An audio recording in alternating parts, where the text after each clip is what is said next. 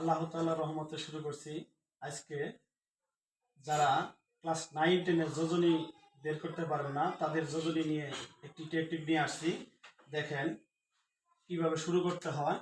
অর্থাৎ প্রথম 20টি মৌল থেকে 20টি মৌলর যোজনী কিভাবে বের করতে হয় আমরা শুরু করছি। 0, 1, 2, 3, 4। এখন কৌশলটা হলো প্রথম 20টি মৌলের যোজনী করার কৌশল। প্রথম হাইড্রোজেন, তারপরে হিলিয়াম, তারপরে লিথিয়াম, তারপরে বেরিলিয়াম, তারপরে বোরন, তারপরে কার্বন, তারপরে নাইট্রোজেন, তারপরে অক্সিজেন, তারপরে ফ্লোরিন, তারপরে নিয়ন, তারপরে সোডিয়াম, তারপরে ম্যাগনেসিয়াম, তারপরে অ্যালুমিনিয়াম, তারপরে silicon, phosphorus, sulphur, chlorine, argon, তারপরে পটাশিয়াম, ক্যালসিয়াম।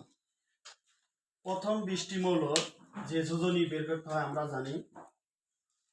কিভাবে বের করতে হয়? এখানে 18 নম্বর গ্রুপের মৌল আছে, তারা নিষ্ক্রিয় গ্যাস, তারা কখনো যোজনী হয় না, তাদের যোজনী শূন্য হয়। এর ভিতরে নিষ্ক্রিয় গ্যাস আছে, যেমন আমরা বের করতে পারি, যেমন হিলিয়াম, এটা নিষ্ক্রিয় গ্যাস, এটা তার জারণ মান 0। তারপরে নিয়ন আছে, তার জারণ মান 0। তারপরে আর্গন আছে, তার জারণ মানও 0। এখন আমরা এখানে 0 থেকে 4টি ক্রমিক সংখ্যা লিখছি, 0 ব্যতীত। এই 0টা হলো নিষ্ক্রিয় গ্যাসের। এখন আমরা এই ক্রমিক সংখ্যা 1 থেকে 4 পর্যন্ত কিভাবে লিখবো দেখেন।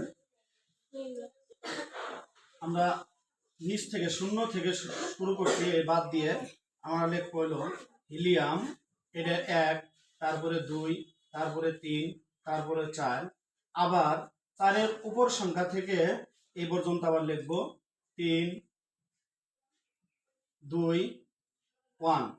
এই যে নিষ্ক্রিয় গ্যাস আবার 0 হয়ে গেছে। আবার লিখবো 1 থেকে 1, 2, 3, 4। আবার